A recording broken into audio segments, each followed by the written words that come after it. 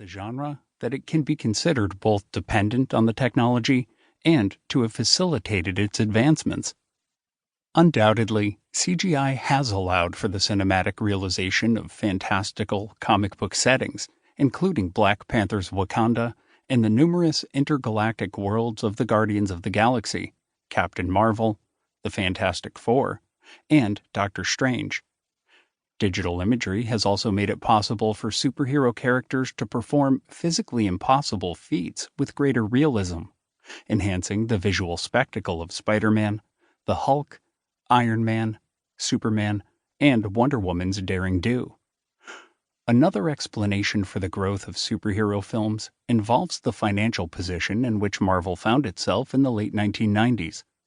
In that decade, revenues from comics and trading cards began to collapse, and a series of bursting financial bubbles and questionable business deals saw Marvel's stock plummet from $35.75 a share in 1993 to a mere $2.37.5 just 3 years later. Facing considerable debt, Marvel more aggressively turned its attention to the cinematic licensing of its characters, finding some initial success with Blade and the Spider-Man and X-Men movies. Yet the returns on these box office hits were slim. Marvel only earned $25,000 for the adaptation rights for Blade, even though the film grossed nearly $70 million at the box office. The company had only negotiated a small flat fee from Fox for X-Men, which also ended up being a hit.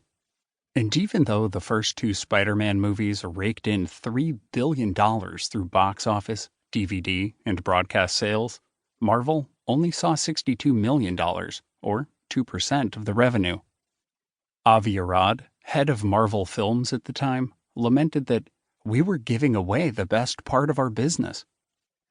Licensing its characters to other studios also meant that Marvel had little to no control over the quality associated with its brand, something that had plagued the company since the 1980s.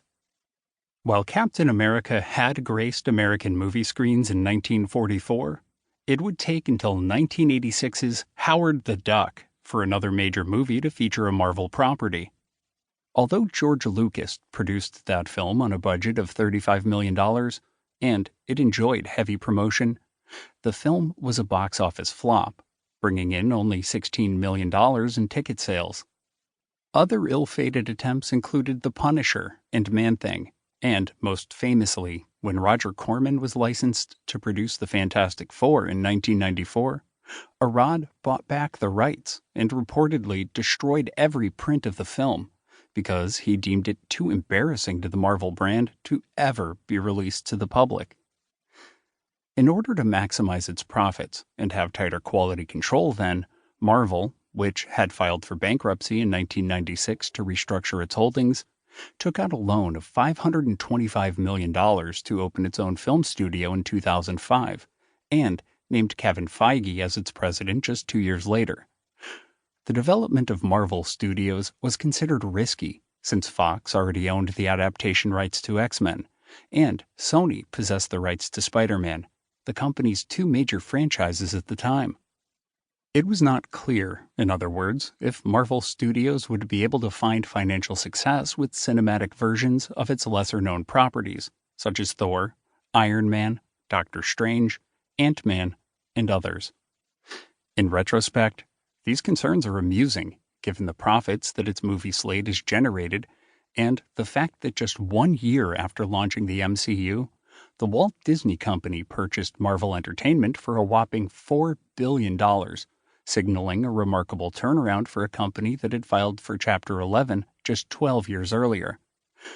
Thus, Marvel's attempts to recover from the comic book industry's financial crisis of the 1990s through movies partly explains why the genre has proliferated in the 2000s.